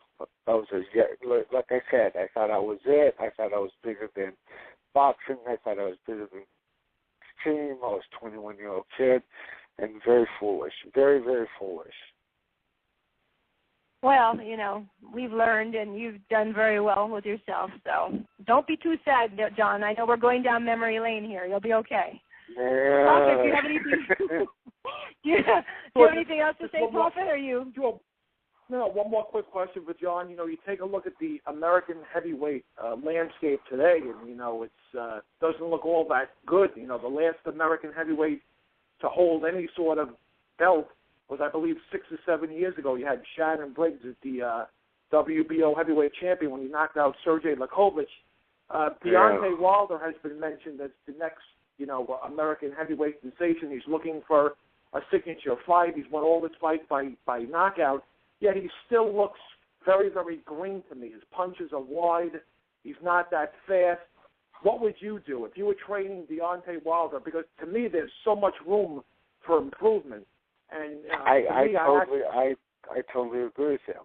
Yeah, and I actually am one. I may be in the minority. I think Brian Bye-Bye Jennings probably is a little bit better at this stage of his career in terms of his seasoning, if not level of opposition. But my question to you is, how would you improve if you were Deontay Wilder's trainer? What improvements would you seek for him to make him a better fighter? You know what I would do? I would take them all. It's funny. I was listening to Kenyon right now, and he's talking about using the jab. How he saw that, and he's like, "Oh wow, that you know, it you know, put a light bulb in his head." You know what? Go back to the basics. Take him back to the basics. Footwork, hand position, a jab, straighten out your punches, shorten up your hooks. Know that the next guy you fight is going to hit you back. He's going to counterpunch you. It's not going to just be a body right there in front of you where you can wail away, swinging for home runs. Somebody's going to catch and fire right back on you. So be prepared. Bottom line, get back to the basics. All right. Hey, Mike, do you have any questions for John? Yeah, John Bray. This is Mike Cassell, Fighting City Boxing in Philadelphia. First of all, I met you a long time ago when we were both young men, and you were a tremendous amateur fighter. I got to speak to you, and I just thought you were like one of the nicest guys in the world. That's why I'm so shocked to hear that you actually got kicked off the team for being having a bad mouth. I thought this guy, is one of the nicest guys I've ever seen. But the one thing that really Go ahead. Sorry, John. Go ahead. No, the one thing that really impressed me about you in the amateurs that you did have a lot of incredible technical proficiency, and you were a great fighter. And I know that I watched you, and I was impressed by you. But the question that I have for you is an important question because you have such a unique experience that I think I train a lot of amateur fighters. I train professional fighters, and the experience that you have in the amateurs is bar none. I mean, you were on top for 3 years. So the question I have for you is, what could you say to a guy? I train, the Pennsylvania Golden Gloves champ Mike DiPlacido, some really good fighters, Sultan Azakov. What would you say to them today? What advice could you give them right now? These are very talented fighters, very, very good, very, very proficient. What would you say to them if you could talk to them right now? What advice would you give them moving on? Really, boxing's a lifestyle. It's not a job. It's not 8 hours a day. It's a lifestyle. And if you cannot make it a lifestyle, you're not going to be a champion. That's the reality of it. It's got to be your whole being. It's got to be what you eat, sleep, drink, think. It's got to be priority. It's got to be everything. And that's how you become great. Maybe you can be a world champion without doing it, but you're not going to be a great world champion. And the great ones, that's what they do. And, well, that's for sure. And, bottom line, Lou Duva told me once, he says, John, what you put into this is what you're going to get out. And you know what? He's absolutely right. And I wish I would have listened to him. Is that your biggest regret, John, is that you didn't listen to the people who were where you are now and listen to that advice back then? Absolutely. You know what? I don't think that I would be the trainer and the teacher and the mentor that I am today if I did listen to them, because I would have become the undisputed heavyweight champ of the world, without a doubt. I worked as a sparring partner for Holyfield, Lennox, Tyson, and I did extremely well, and I had the stellar amateur career, the whole thing. I wish I would have listened to, Pat Nappy and Lou Duva and George Benton and Angelo Benty and Manny Stewart. These were the guys that I was around. How did I not make it? Because I didn't make it a lifestyle. I chose to, the other route. That's the bottom line. That's great stuff, John. I really appreciate it. I want to ask you about Brian Bye-Bye Jennings in Philadelphia. He's a Philadelphia fighter. I had a fighter of mine fight him. I also had another fighter that I have sparring him. I think, and I agree with the Prophet in this assessment, that Jennings is farther along than Deontay Wilder as far as technical ability goes. You watch Brian Bye-Bye Jennings on NBC. You see him on TV. What's your personal assessment of him? I know he needs some work, but I'd like to know what you think about what he needs to do to get to the next level. I'm going to be completely honest with you here and tell you the truth. I haven't seen the kid, and I haven't even seen a complete fight of Deontay Wilder. And people will ask me, well, what do you mean, you're crazy, whatever. Well, I watch what ahead of me, and that being what Dominic's next fight is. I have so many things going on in my life that, I'm not sitting. I don't have time to sit and watch fights. If it's not Dominic's going to fight this fight we're preparing for, I'm not watching. I don't watch TV at all. I don't have time to. I wish I did. Can we set up a fight right now between Dominic and my fighter? I'm just kidding. Listen, John, I want to tell you, when I was surprised when I saw your name that you were coming on, I just want you to know that I'm very aware of who you are, and I really appreciate. You're my era, and I really appreciate what you did for amateur boxing. I thought you were a great fighter, and you were tremendous. And it was really cool to actually be living and involved in that, and to be going through it and see you progress. I was really rooting for you when you turned pro, and like I said, what you just said right now about to my amateurs and to my pro fighters, I'll play this interview. I want them to hear it because I really think that you said it pretty well. You do have to live this. We don't play boxing. This is not football or basketball. Boxing is a life that you have to live. And, listen, if these young guys can get it, they'll go somewhere. I really appreciate it, John. Thank you. Well, thank you. I appreciate the support and your kind words. John, see, it didn't work out the way you wanted to, and it didn't work out the way I wanted to as well. I would have loved to have gone to the Olympics, but, John, you are such a good guy, and I know you, and you've just overcome, and you've come through, and look how successful you are now. Oh, yes, God's blessed me without a doubt. I live a good life. Yes. And, very grateful. You do, and you're a great dad. And, I want to thank you very much for coming on because, Mike's going to have his boxers listen to this. Other people are going to listen to this, and hopefully more kids will look up to someone like you and say, look, maybe I should be a little more serious and not say mean things or bad language or, be like Adrian Broner. Oh, did I say that? I think I said that. Oh, well. So, anyway. What's funny is, Christy, on that, what fighters have to understand is this. Not only fighters, but trainers and managers, people that are in the boxing spotlight, is that we are ambassadors to our sport. And the general public will look at us and listen to us, and we're the representatives of our sport. Come on, we got to do better. Amen, brother. That's true. That's why I appreciate people like you, like Shawn Porter, or like Demetrius Andrade, and all these guys. I mean, there's more great role models in boxing than there are not. So I'm happy about that. And, John, thank you so much for coming on today. We have to go to a commercial, but I've really enjoyed this interview with you. Thank you, and thank you for having me. It was an honor. Anytime. I will talk to you soon, and thank you again. We're going to go to a commercial. We will be right back talking about all the fights that we had this last weekend and the fights that are coming up next weekend. This is Real Combat Media Radio. Check us out at realcombatmedia.com. While you're there, check out the Feed the Poor link on the bottom of every article, and you can send a donation if you're interested. That is, once again, on the bottom of every article as well as on the top of the website.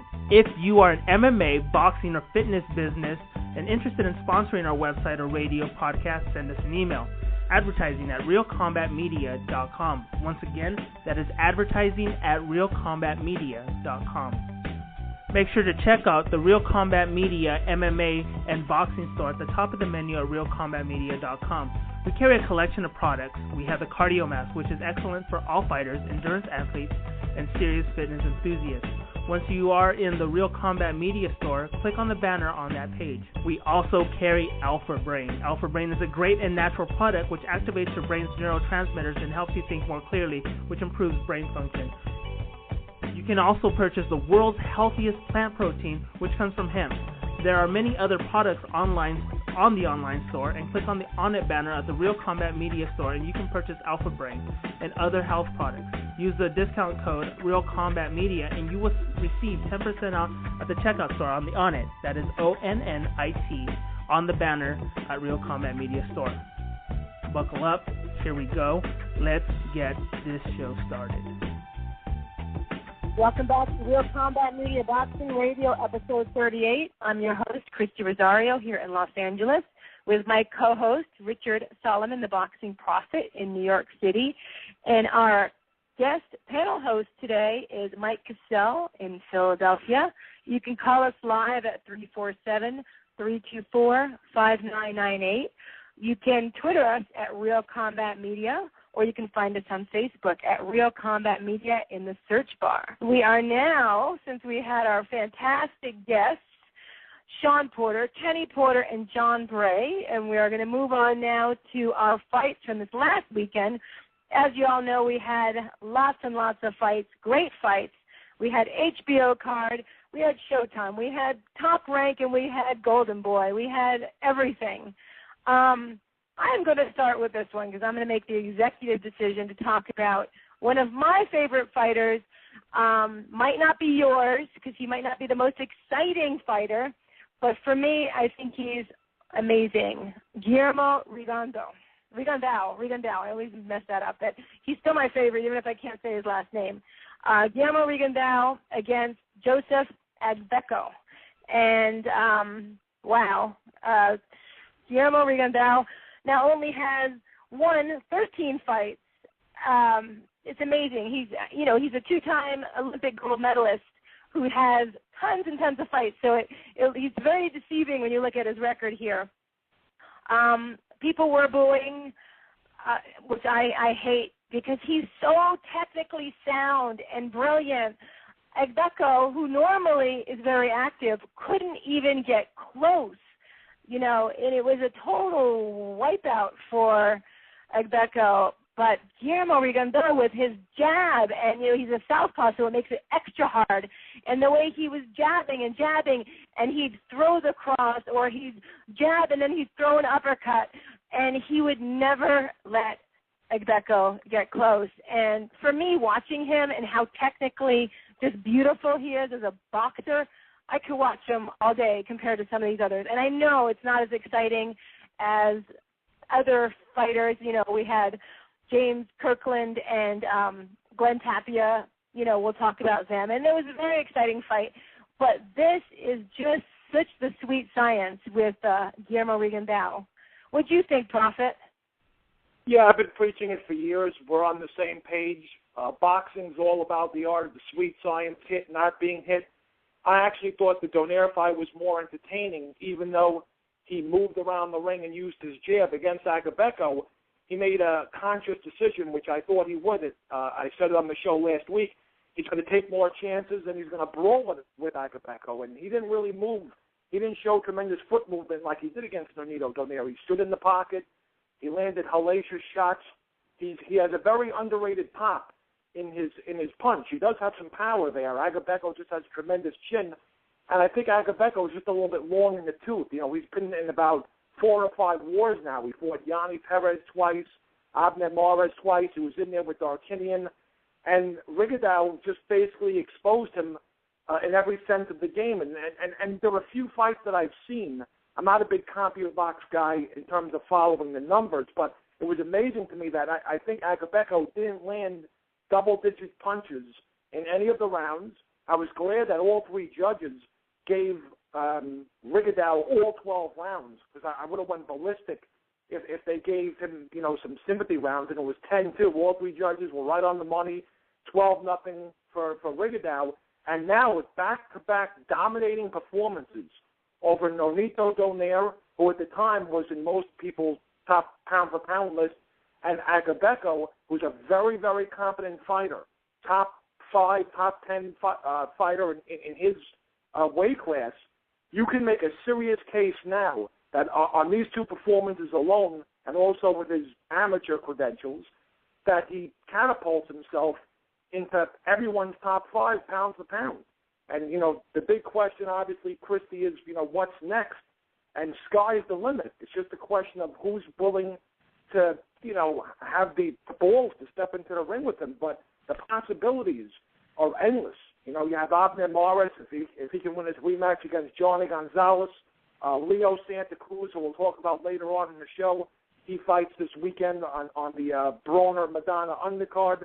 But the big fight that they seem to be grooming him for is the Russian Olympian, which to me is just as fascinating as Rigondeaux, Lomachenko, who only has 1 professional win.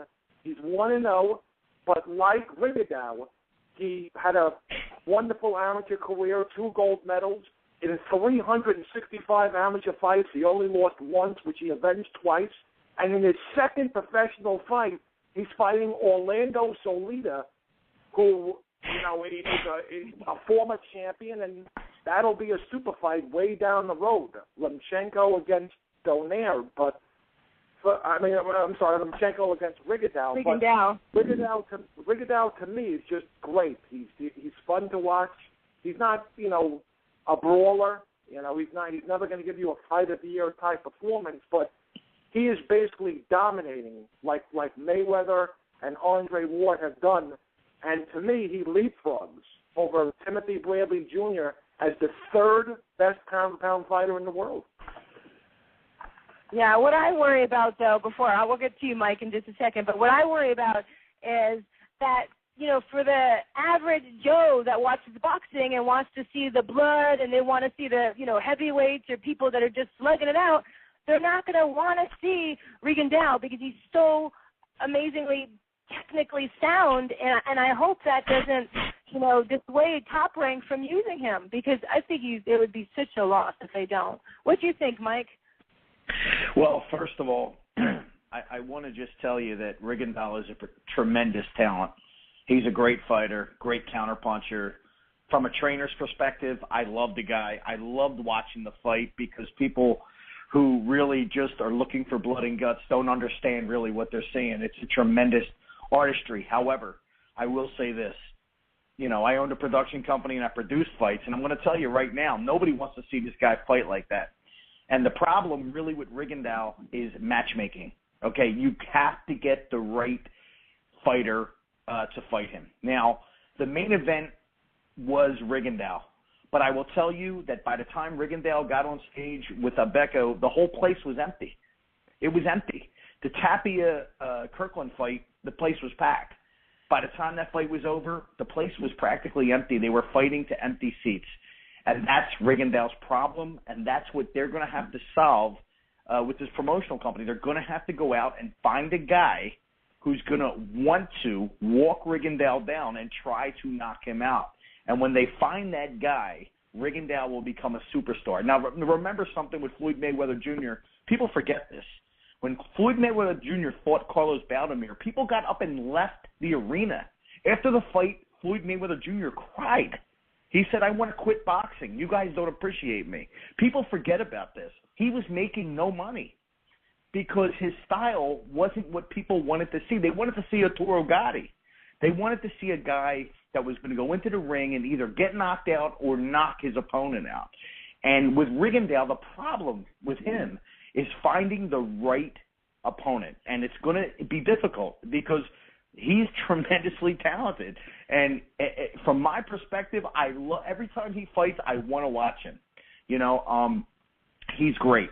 But you got to get the right opponent, and you have to do it right. And the main event should have been Tapia-Kirkland because I'll be honest, most of the people in the arena, that arena was filled with Tapia fans who wanted to see that fight. It wasn't the best fight for Glenn Tapia, but I will tell you that's what people want to see. They do not want to see Guillermo Rigondeaux fight Abeko. That fight, to me, was just the worst matchmaking I'd ever seen. It was a blank. It was a sparring match. It was embarrassing. So they have to find a right opponent. And I'd have to ask the Prophet or throw it back to you, Christy. Who do you think is the right opponent to bring out the fans for Guillermo Rigondeaux?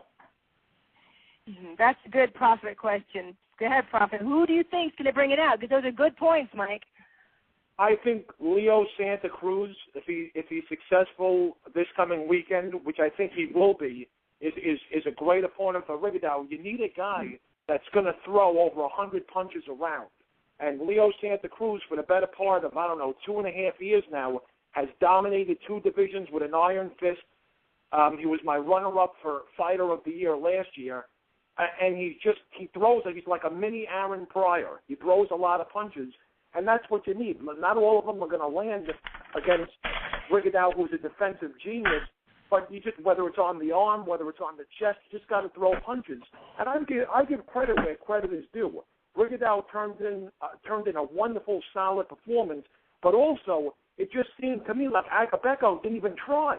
Like if I'm a promoter, I might honestly revoke his paycheck until further notice. Like it wasn't like Rigondeaux moved around the ring and ran.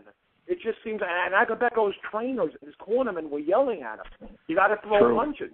It didn't seem like, it didn't really seem that Rigondeaux turned in this defensive, a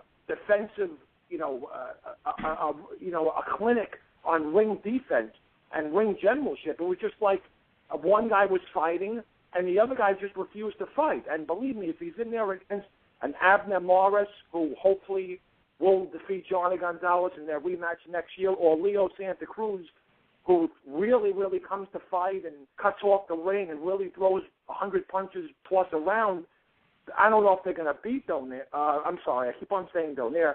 I don't think they're necessarily, going to beat Rigondeaux, but they certainly have a chance of making the fight somewhat competitive. Before you go on, since you keep mentioning Leo Santa Cruz, we have to say Leo is fighting Cesar Seda for the 12 rounds for Santa Cruz's WBC junior featherweight title this coming weekend. So we're going to say that. What were you going to say, Mike? Well, I mean, I couldn't agree more. And the reality of Guillermo Rigondeaux, I spoke about Guillermo Rigondeaux back on January 19th. My fighter fought on the HBO undercard, and I got to speak to Max Kellerman for about an hour before the show. And I was talking to Max, and we were discussing the same thing, and we're just trying to, who's the opponent that's going to make Guillermo Rigondeaux a star? I mean, people have absolutely no idea how good this guy is. He's amazing. But the problem is, Becco, he shouldn't even been paid for that fight. It was embarrassing.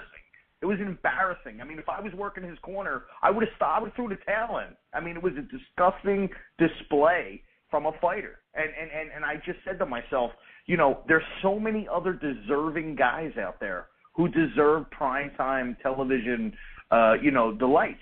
And I was just sick in that fight because I just saw one guy who wanted to fight and one guy who basically came to get a paycheck. And it was embarrassing, the boxing, and I really felt like, I would like to have heard more from the commentators in this, and I know they got to make the fight exciting because I've done that before, and I know they got to make it, as exciting as possible. But it was just embarrassing. It was pugilism at its worst, and I just thought the matchmaking involved there was horrible. And I would just like to see Guillermo Rigondeaux in with a fighter that's going to make him, it's going to make him reach a little bit. And right now I haven't seen anybody that's made him reach. I mean, he embarrassed Nonito Donaire, who is a tremendous fighter. Leo might be the guy. I don't know. I really don't know. I mean, there's a couple of great fighters out there right now at that weight that I think that would make a difference, but it's just a wait and see right now. Who are they going to match him up with next? And I'm really curious about that. Yeah, I'm curious too. We do have to move on because we have a lot of fights to cover in 25 minutes. But before we do, I'm going to tell you both I disagree because I think Joseph Adbeko was doing his best. I think he was trying to fight. He couldn't get, that's what it is about Rigondeaux, is he's so technically sound. He's such a strong puncher, and he's a southpaw. It's really all those together make it very hard to get through. So I don't think it's so embarrassing for Adbeko. I think he tried, and he just wasn't up to that same level. That's just my opinion. But I want to move on to James Kirkland and our Jersey boy, Glenn Tapia. Now, let me tell you, at first when I saw Tapia come in, I was going to be like, wow, this boy is going to just wipe the floor of Kirkland. Kirkland probably, I should never have thought that because Ann Wolfe and her extreme way she trains, I should have known that, Kirkland was going to come back better than ever. But the first round, Tapia did very, very well. First round, second. After that, that last round before he went back out again, when he was sitting in the corner, I thought the trainers were really, really dumb that they sent their fighter back out because he was taking so many punches to the head that was not okay. Jersey boy Tapia should not have gone back out after that last round. I think it was the fifth round. Yeah, it was the fifth round when he was sitting on the stool and the doctor came over. They should know their fighter to the point that he looked like he was so out of it. I think they should be ashamed. I don't think he should have gone out. And I give all the props in the world to Kirkland because, he is a slow starter when he fights. But when he gets going, he is very, very good. And I think he's better than ever now. I think he had a great corner, except that they're so loud and some of the things they say are just so inappropriate, I find. But, I love Rudy Hernandez. He's the cut man. He's a friend. Ann Wolfe has her own style, and it obviously motivated James Kirkland. What do you think, Prophet? First, let me say I don't know who's meaner, James Kirkland or Ann Wolfe. I'd hate to meet any of them in a dark alley, but for the most part, I think I know. I think I know who's meaner. I would say Ann Wolfe is meaner. Go ahead. Yeah. Go ahead. The HBO broadcasting team hit it right on the head. James Kirkland's only loss as a pro. He looked lost. He wasn't with Ann Wolfe. He got knocked out by Nishida, who doesn't even hit hard. Got knocked down 3 times, but Kirkland's an animal. He's back. He's rejuvenated his career. He's been in great fights. The Angulo fight was a war. The fight against Molina was very interesting. And I agree. Tapia came out, won the first round. Kirkland's a notoriously slow starter. The Tapia corner knew that, so he was all over Kirkland. And then Kirkland rebounds. He's just a machine. The first 2 or 3 rounds were fight of the year stuff. But rounds 4, 5, and 6 were absolutely brutal. I don't know what the ring doctor who was examining Tapia when he looked into his eyes was thinking, because to me it looked like Tapia was concussed sitting on the stool. His body language said he didn't want to come out, but he fought. He fought valiantly. But to me, forget about the corner, forget about the ring doctor. Steve Smolger's job in stopping this fight early in the 6th round was reprehensible. Kirkland, King Tapia on the ropes, was nailing him with shots. It's the referee's job, if you have to physically intervene and get between the 2 fighters. He waved off the fight, but he didn't get in between Kirkland and Tapia. And because of Steve Smolger's laziness, Kirkland landed an additional 2 punches, an uppercut and a hook, which basically sent Tapia to the hospital after the fight. From all accounts, he's okay, but watch the replays. Horrible job. And Steve Smolger's usually a great referee. He lets them fight, and it's just there's a fine line between waving off a fight and physically getting in between the 2 fighters. And because he didn't physically intervene, Kirkland landed another 2 punches that shouldn't have even been thrown. And Max Kellerman also made a note of that on HBO, that Kirkland shouldn't have thrown that last left hook. But what's Kirkland to do? Smolger didn't get in between them. So it was a sad, almost tragic ending to a fight in which was really, really, really exciting for the first 3 rounds. And even the rounds in which Kirkland dominated, at least Tapia made an effort to throw back. I'm just scared that Tapia, that his career, for all intents and purposes, is over because he took such a beating in rounds 4, 5, and 6. And for Kirkland, sky's the limit, and a dream fight. I'm actually licking my chops saying this on the air. Anyone who says that Triple G doesn't have an opponent, well, welcome James Kirkland. Any boxing fan out there would love to see James Kirkland against Triple G, a fight that definitely, for as long as it lasts, and believe me, it won't last more than 4 or 5 rounds, has fight of the year stuff written all over it. All right. That's good. I like your points, and I agree. Doctor, corner, if I was Jersey Boy's parents, I'd be probably looking for new trainers at this point. What do you think, Mike? Well, I couldn't agree more. The reality of the situation is that, when you work a corner, my fighter puts his life in my hands, and he says to me, Mike, here's my life, take care of me. I think that Tapia's corner failed him miserably. I mean, miserably in that fight. And I will tell you, listen, really good trainers. And Christy, even somebody you interviewed, Abel Sanchez. I mean, there are guys out there who are really great trainers, and for whatever reason, I feel like they, I don't know what it is. I know if that was my fighter, I was in a fight with one of Abel Sanchez fighters. He was working the corner, and my fighter was destroying him, and the fight was over in the 7th round. And we knocked him out cold for 15 minutes. He was on the canvas in the 10th round. And I said to myself, I went over to Abel after the fight and said, why did you let him come out after the 7th round? This guy had nothing left. And it's embarrassing. To the sport of boxing, your job as a referee is to protect the fighter. Steve Smolger, I described him on television as a ride at great adventure. You never know what you're going to get, man.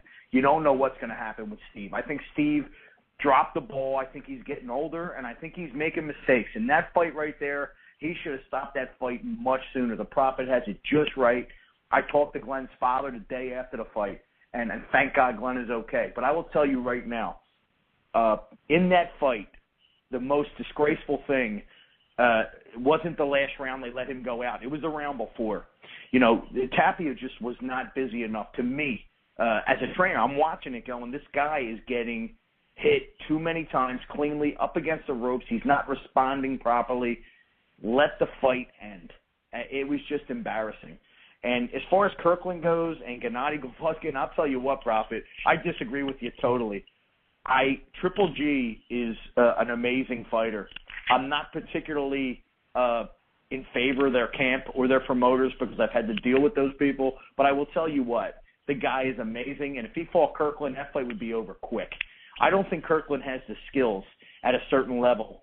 I don't care how many wins he has. I just think that he comes in with his hands down. He goes back with his hands down.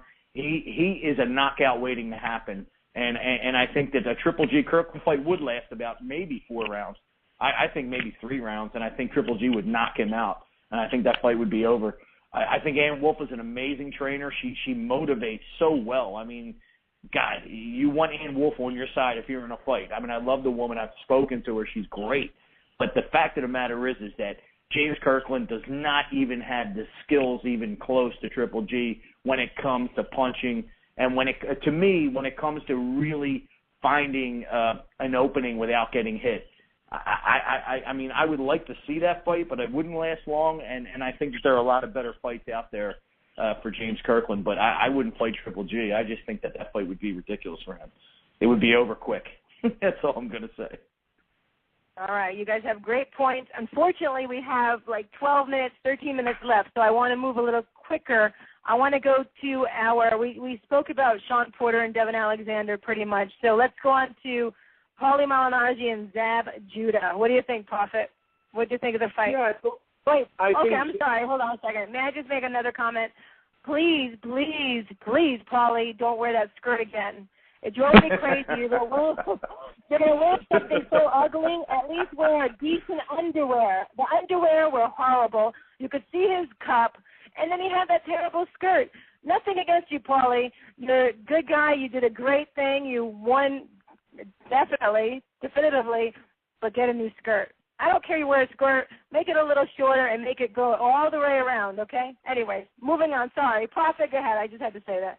Yeah, I guess he had to make up, he didn't have any fancy hairdo, so he had to make up with his trunks, which to me left a bitter taste in my mouth. But he dominated the fight. Zab Judah just basically couldn't get off. It looked like he was there for, to collect a paycheck, sort of like Agabeko. His father was yelling at him, you got to get off. He didn't make a conscientious effort to even try. Malignaggi did his thing. But unlike the Broner fight where he used his foot movement a lot, he fought in the pocket, hustled Zab Judah. I thought I made what I thought at the time was a brave prediction in predicting a draw because both guys are career underachievers. And at the end of the day, I guess Zab Judah just proved to be more of an underachiever than Malignaggi. Here's a guy who should have been on the 1996 Olympic boxing team, but he let David Diaz beat him for the spot, even though he's got 90 times more talent than David Diaz. And he has some big, or not big wins, but decent wins on his, resume. But every time he steps up in class, Zab Judah, he finds a way to lose. Even in spirited efforts against Miguel Cotto and Floyd Mayweather, he just, folds the tent, so to speak. And Malignaggi has some big losses also, but he always tries. He gave a good account of himself against Broner in his loss. Zab Judah saved his career performing well in the last couple of rounds against Danny Garcia in the fight leading up to the Malignaggi fight. But overall, basically, Bensonhurst beat up on Brownsville. I'm from Canarsie, so either way it's fine with me. But Malignaggi, in a perfect world, gets one more payday, and Zab Judah should retire. He basically had nothing left to me.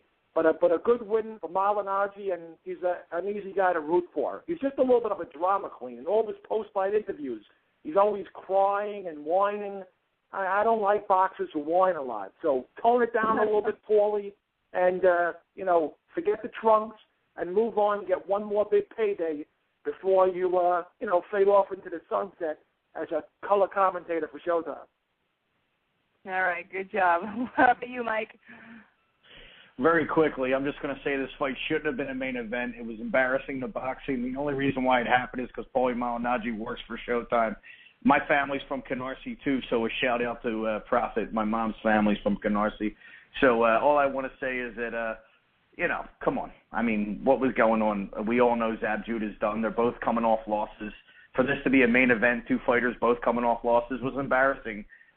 It shouldn't even been a fight. I could think of 50 other fighters that could have been on that main event that would have gave a better show than that. But, Paulie still has a little bit of flash left, but at a certain level he's not going to do anything. So, I'm just telling you my honest opinion, and I'm not trying to hurt anybody's feelings. But, I know Paulie, I like Paulie, but no disrespect to him. It's over. And I don't think it should have been on Showtime, in my opinion. That's my opinion. All right. Both of you have good points. Paulie does have a nice career in Showtime commentating, so, it's not like he's losing so much if he stops boxing.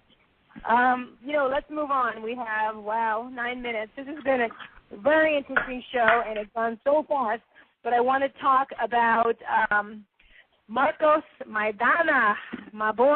I shouldn't say that. That doesn't sound right, huh? Does that sound like favoritism? I'm sorry. I think Adrian Broner is such an upstanding, wonderful boy, a wonderful man. I know it does, but come on, Mike. The guy, throws money in the toilet and he flushes it. He does all this stuff. He goes to strip clubs and he does women in strip clubs when people can see it, and he videotapes himself going to the bathroom. You're right. I want role models for my kids, please. So, you're right. yes, I am going for Marcos Maidana. I have to say, right. And no offense, Adrian, wow, you're a talented fighter, but please be a fighter. And I like Mike Stafford. I know him, his coach. So I don't understand why Mike can't keep him in check a little more. All right, let me go on. All right, so Marcos Maidana, he has won 34 with 31 knockouts, lost 3, no draws. And then you have our boy, Adrian Broner, who has won 27 and 22 knockouts. He hasn't lost any and no draws. So, just so you guys have time. Prophet, what do you think? I know you want to talk about this one. Yeah, I'm on the opposite side. I love Adrian Broner. Controversy sells. When Floyd Mayweather retires, you need a bad boy. You need a guy who everyone's going to pay to see to lose, and Broner fits that bill. This should be a showcase fight for Adrian Broner. Marcos Maidana had some spirited wins. Josesito Lopez, Jesus Soto Caras, Eric Morales. He's also fought boxers and lost like Devin Alexander and Amir Khan and Katolnik. The big difference here is that, Broner, it all depends which Broner is going to show up. Maidana's kind of one-dimensional. He comes straight ahead, has no defense, hits very, very hard. Broner has changed his career. He stunk out the joint in beating Daniel Ponce de Leon years ago, and all he did was move around the ring and box. Since then, he now fights in the pocket, and he knocks out people. Jason Litzow, Eloy Perez, Antonio DeMarco, Gavin Reese, just to name a few. A lot of people, including myself, were very disenchanted with his performance against Malignaggi. If he fights that way, Maidana's got, believe it or not, a 50-50 chance of catching Broner with a haymaker and knocking him out. So it'll be interesting to see which Adrian Broner will show up. Will it be the Broner who fights in the pocket, stands in front of you, doesn't throw a jab anymore, and wants to become the aesthetically crowd-pleasing fighter that he's become? Or will it be Adrian Broner, the boxer? I think you need to see a little bit of both, and I think you will. I don't think Broner's, well, maybe I don't want to say he doesn't got the balls, but I don't think his boxing IQ seems to be pretty good, and I think he'd be taking a huge risk if he stood in front of Maidana for all 12 rounds. It would be a statement performance if he could stop Maidana, which I don't see happening. Maybe he'll floor him, a flash knockdown, because speed kills. So I could see him knocking down Maidana, because every one punch that Maidana lands, Broner will land 4 or 5 in return. But at the end of the day, I'd be shocked if Maidana won more than 3 rounds. This is definitely a 10-2 fight for Broner. And, you know, it's a statement fight. It's a fight to detract all the naysayers that say he's a little bit overrated, and all the ill will that a lot of boxing fans thought, I should say, in his last fight. A lot of people till this day have told me that they gave Malignaggi the decision over Broner. Broner will get some, you know, faith back. He'll dominate Maidana and win an easy decision. All right, good. I like your points. You know, even though you have a little bit of a warped sense on loyalty there. But maybe Adrian will wear your boxing prophet robe when he wins, right? That would be interesting. I don't know. He's not at that stage yet, but we'll see. Okay, Mike, you're up. This is easy. Adrian Broner is a pretender. Floyd Mayweather is a contender. He wants to be Floyd Mayweather, but he's not Floyd Mayweather. And I'm going to tell you something. It's not personal. I don't care how many strip clubs he goes to. I don't care how much money he flushes down the toilet. It doesn't matter to me. I'm a trainer. I look at what a guy does in the ring. When I look at Adrian Broner, I see a guy that tries to act like Floyd Mayweather, but he doesn't react the way Floyd Mayweather does. He, in my opinion, Paulie Malignaggi outboxed him. And I will say this about Floyd Mayweather. Nobody ever outboxed Floyd Mayweather, ever.